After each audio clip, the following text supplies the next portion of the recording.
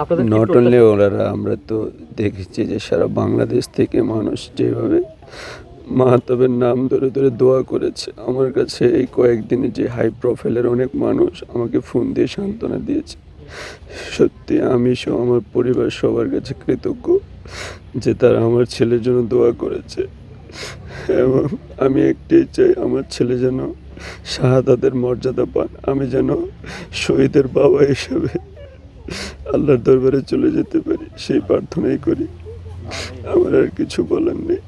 আমার ছেলের জন্য সবাই দোয়া করবে।